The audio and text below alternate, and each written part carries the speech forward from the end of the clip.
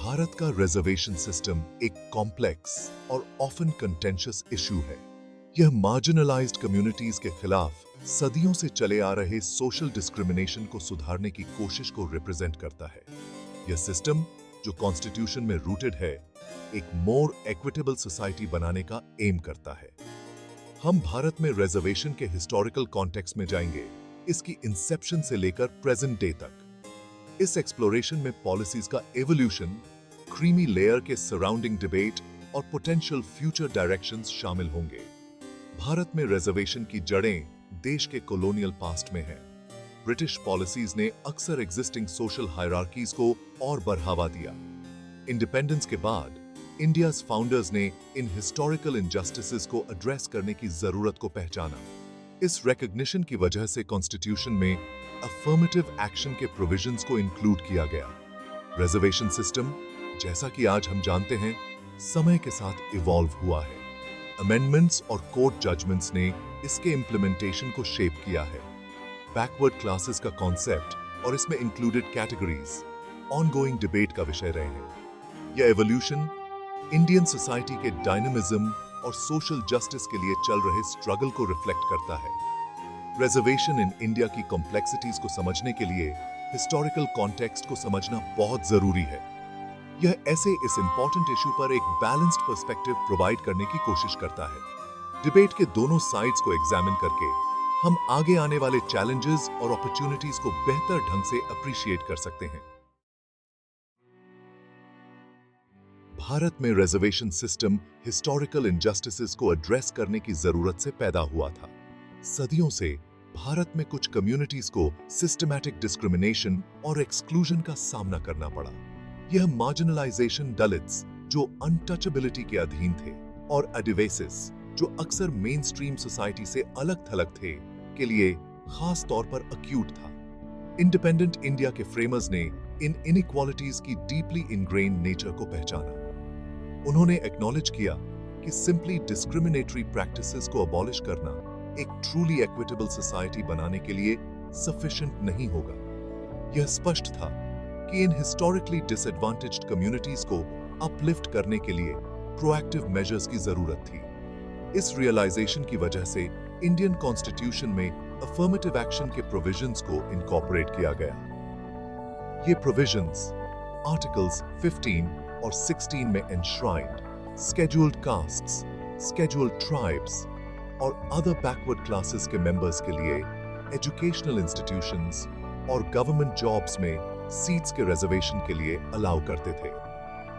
इस प्रकार reservation system को लेवल द प्लेइंग फील्ड के लिए एक टेम्पररी मेजर के रूप में इन्विजन किया गया था। इसका एम इन मार्जिनलाइज्ड कम्युनिटीज को अपॉर्चुनिटीज प्रोवाइड करना था जो उन्हें लंबे समय से डिनाइड किए गए थे। गोल एक मोर इंक्लूसिव सोसाइटी बनाना था जहां हर किसी के पास सक्सीड होने का इक्वल चांस हो। अपनी इंसेप्शन के बाद से इंडियाज रिजर्वेशन पॉलिसी में सिग्निफिकेंट एवोल्यूशन हुआ है।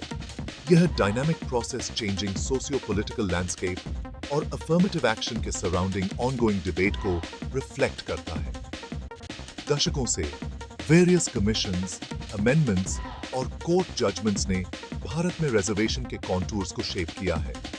Initially reservation primarily scheduled castes और स्केड्यूल्ड ट्राइब्स पर फोकस्ड था। इन कम्युनिटीज के लिए 22.5% क्वोटा एलोकेट किया गया था। मैंडल कमीशन, जो 1979 में एस्टैब्लिश हुई थी, ने अदर बैकवर्ड क्लासेस के लिए 27% क्वोटा रेकमेंड करके रिजर्वेशन के दायरे का विस्तार किया।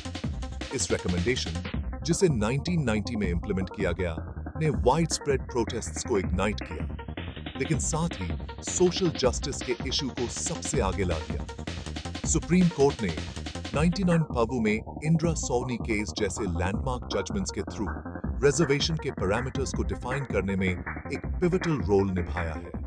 कोर्ट ने मैंडल कमीशन की रिकमेंडेशंस को अपहोल्ड किया, लेकिन रिजर्व्ड कैटेगरीज के भीतर एफ्लुएंट सेक्शंस द्वारा बेनिफिट्स के मोनोपोलाइजेशन को रोकने के लिए क्रीमी लेयर के कॉन्सेप्ट को इंट्रोड्यूस किया। रिसेंट ईयर्स में रिजर्वेशन पॉलिसी को रिविजिट करने के लिए नए सिरे से मांगे उठी हैं। न्यू ग्रुप्स को इंक्लूजन एग्जिस्टिंग कैटेगरीज के भीतर सब कैटेगराइजेशन और इकोनॉमिक क्राइटेरिया की मांगों ने इस डिबेट को और हवा दी है। गवर्नमेंट ने 2019 में इकोनॉमिकली वीकर सेक्शंस के लिए 10% रिजर्वेशन जैसे मेजर्स के साथ रिस्पॉन्ड किया है। भारत में रिजर्वेशन पॉलिसीज का एवोल्यूशन देश के सोशल जस्टिस के प्रति कमिटमेंट का प्रमाण है। जैसे जैसे इंडिया प्रोग्रेस करता है, यह इंश्योर करना जरूरी है कि ये पॉलिसीज सोसाइटी के मोस्ट मार्जिनलाइज्ड सेक्शंस की जरूरतों को एड्रेस करने में रेलेवेंट और इफेक्टिव बने रहें। क्रीमी लेयर का कॉन्सेप्ट रिजर्व्ड कैटेगरीज के भीतर इक्विटी के बारे में कंसर्न्स को एड्रेस करने के तरीके के रूप में सामने आया। यह रिकॉग्नाइज करता है कि डिसएडवांटेज कम्युनिटी के सभी मेंबर्स को सेम लेवल की डिसएडवांटेज का सामना नहीं करना पड़ता है। कुछ इंडिविजुअल्स इकोनॉमिक एफ्लुएंस या सोशल मोबिलिटी जैसे फैक्टर्स के कारण अपनी कैटेगरी के भीतर अदर्स की तरह सेम लेवल के अफर्मेटिव एक्शन की आवश्यकता नहीं रहती है। Creamy layer essentially reserved category के भीतर रिलेटिवली मोर प्रिविलेज्ड सेक्शन को रिफर करता है। ये इंडिविजुअल्स अपने सोशियो इकोनॉमिक स्टैंडिंग के कारण अपने कम्युनिटी द्वारा फेस किए गए हिस्टोरिकल डिसएडवांटेजेस को ओवरकम कर चुके हैं। रिजर्वेशन बेनिफिट्स में उन्हें इंक्लूड करना उसी कम्युनिटी के मोर डिजर्विंग कैंडिडेट्स को डिप्राइव करने वाला माना जाता है। सुप्रीम कोर्ट ने इंदिरा सोनी केस में सबसे पहले क्रीमी लेयर को रिजर्वेशन बेनिफिट्स से एक्सक्लूड करने की जरूरत को आर्टिकुलेट किया था। कोर्ट ने आर्ग्यू किया कि जिन लोगों को अब उनकी आवश्यकता नहीं है, उन्हें बेनिफिट्स प्रोवाइड करते रहना अफर्मेटिव एक्शन के पर्पस को डिफीट करेगा, जो कि मोस्ट डिसएडवांटेज्ड को अपलिफ्ट करना है। क्रीमी लेयर को आइडेंटिफाई करने के लिए क्राइटेरिया कैटेगरी और स्पेसिफिक कॉन्टेक्स्ट के आधार पर वेरी करते हैं। कंसिडर्ड किए जाने वाले फैक्टर्स में इनकम, पेरेंटल ऑक्यूपेशन और सोशल स्टेटस शामिल हो सकते हैं।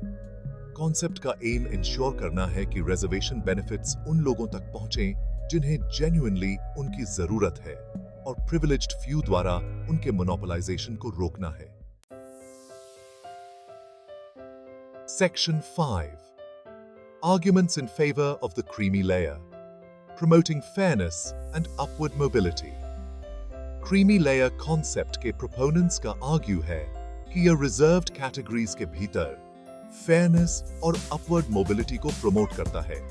उनका कहना है कि रिलेटिवली एफ्लुएंट को रिजर्वेशन बेनिफिट्स से एक्सक्लूड करने से यह इंश्योर होता है कि ये बेनिफिट्स उन लोगों तक पहुंचें जिन्हें उनकी सबसे ज्यादा जरूरत है। उनका तर्क है कि कम्युनिटीज के भीतर प्रिविलेज के परपेचुएशन को रोकने के लिए यह एसेंशियल है।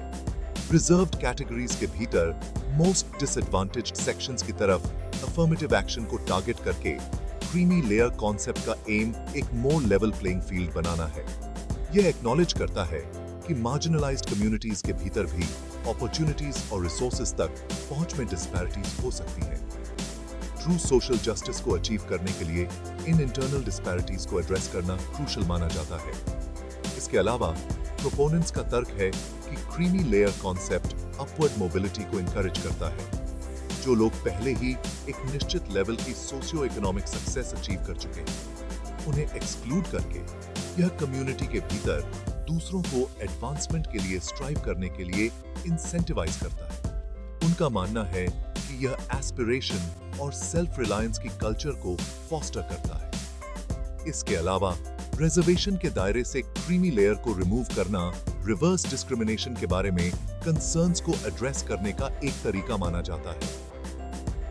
रिजर्वेशन के क्रिटिक्स अक्सर आर्ग्यू करते हैं कि यह अनफेयरली कुछ लोगों को दूसरों की कीमत पर एडवांटेज देता है।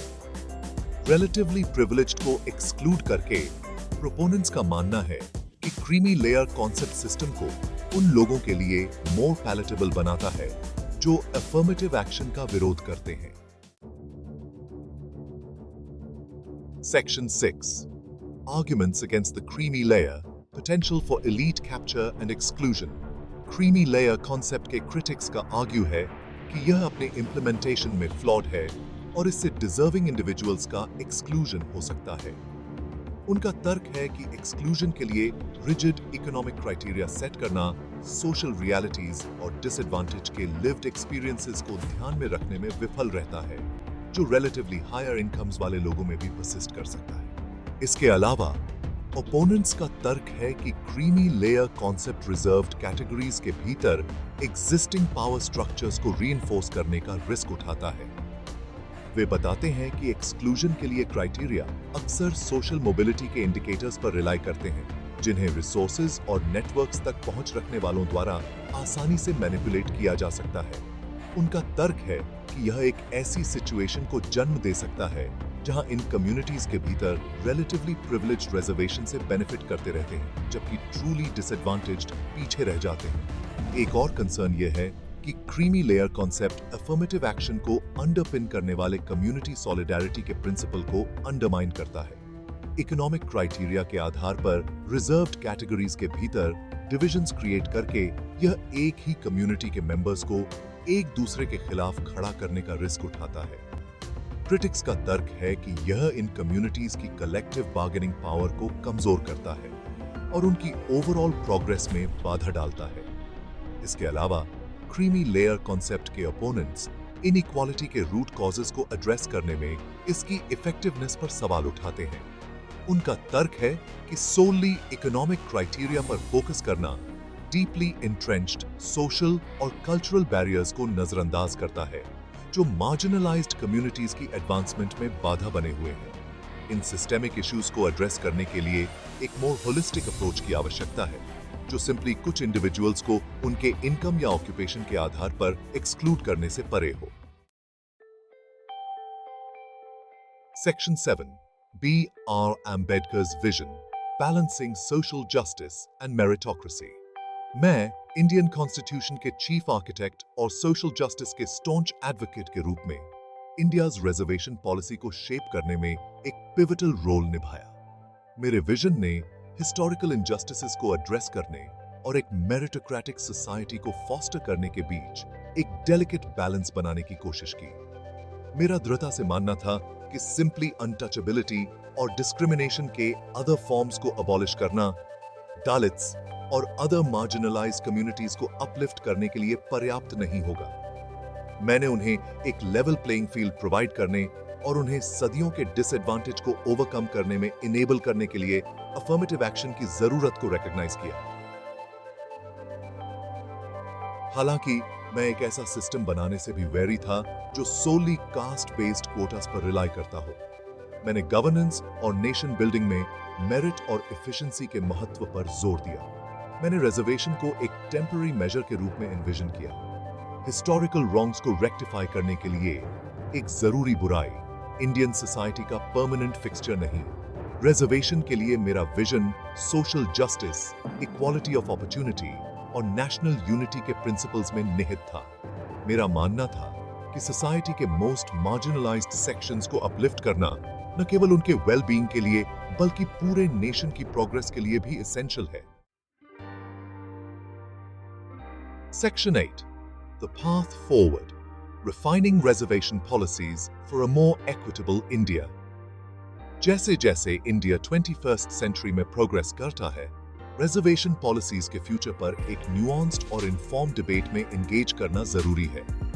हिस्टोरिकल कॉन्टेक्स्ट और परसिस्टेंट इनइक्वालिटीज को एड्रेस करने की जरूरत को एक्नॉलेज करते हुए यह इंश्योर करना भी एसेंशियल है कि ये policies evolving socio economic realities के सामने रेलेवेंट और इफेक्टिव बने रहें। रिफॉर्म के लिए एक पोटेंशियल एवेन्यू डिसएडवांटेज की मोर न्यूआंस्ड अंडरस्टैंडिंग की ओर बढ़ना है। इसमें जियोग्राफिकल लोकेशन, एजुकेशन और हेल्थ केयर तक पहुंच और सोशल कैपिटल जैसे फैक्टर्स को रिजर्वेशन के लिए क्राइटेरिया में इनकॉर्पोरेट करना शामिल हो सकता है। ऐसा अप्रोच यह इंश्योर करेगा कि बेनिफिट्स उन लोगों तक पहुंचे जिन्हें जेन्युइनली उनकी जरूरत है, चाहे उनकी कास्ट या कम्युनिटी कुछ भी हो। कंसिडरेशन के लिए एक और एरिया रिजर्वेशन में इकोनॉमिक क्राइटेरिया का रोल है। जबकि इकोनॉमिकली वीकर सेक्शंस के लिए इनकम बेस्ड कोटास इंट्रोड्यूस किए गए हैं, उनके इम्प्लीमेंटेशन में ग्रेटर क्लैरिटी और ट्रांसपेरेंसी की जरूरत है। यह इंश्योर करना क्रूशल है कि ये कोटास एससीज, एसटीज और ओबीसीज के लिए एग्जिस्टिंग रिजर्वेशंस की कीमत पर न आए। इसके अलावा रिजर्वेशन पॉलिसीज के इंपैक्ट की मॉनिटरिंग और इवैल्यूएटिंग के लिए मैकेनिज्म्स को स्ट्रेंथन करने की जरूरत है। डेटा ड्रिवन असेसमेंट्स, शॉर्टकमिंग्स और एरियाज फॉर इंप्रूवमेंट को आइडेंटिफाई करने में मदद कर सकते हैं। यह इंश्योर करते हुए कि ये पॉलिसीज अपने इंटेंडेड ऑब्जेक्टिव्स को अचीव कर रही हैं।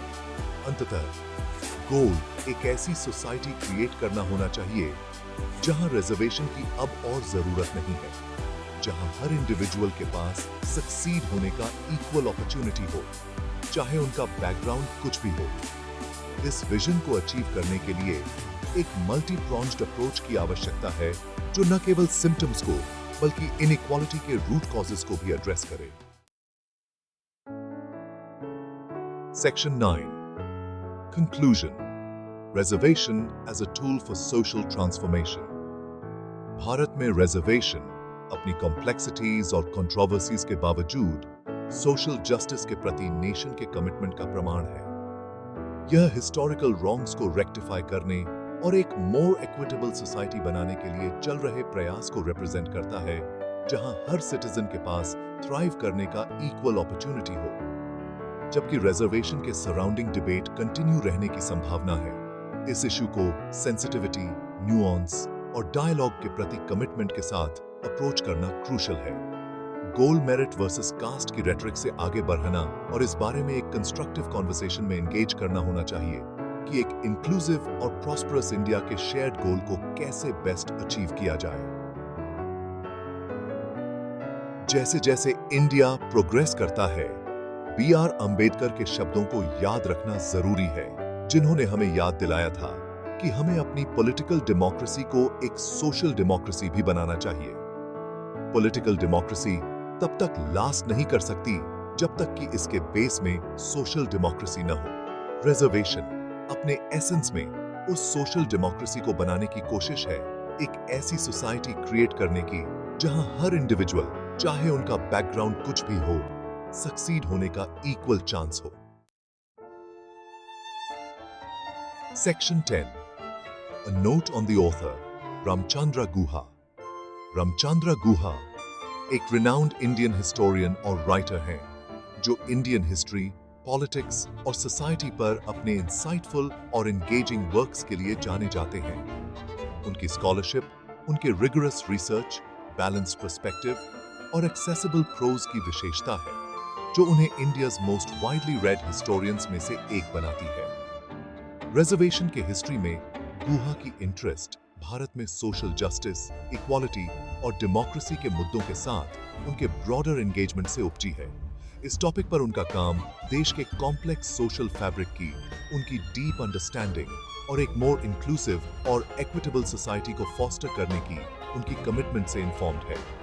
अपनी राइटिंग्स के थ्रू गुहा रीडर्स को रिजर्वेशन के हिस्ट्री के साथ क्रिटिकली एंगेज करने के लिए एनकरेज करते हैं, इसकी ओरिजिन्स, इसके एवोल्यूशन और कंटेम्प्रेरी इंडिया में इसकी ऑनगोइंग रेलेवेंस को समझने के लिए। वह हमें सिंपलिस्टिक नैरेटिव से आगे बढ़ने और भारत में अफर्मेटिव एक्शन के फ्यूचर के बारे में एक न्यूआंस्ड और इन्फॉर्म्ड डिबेट में एंगेज करने के लिए चैलेंज करते हैं।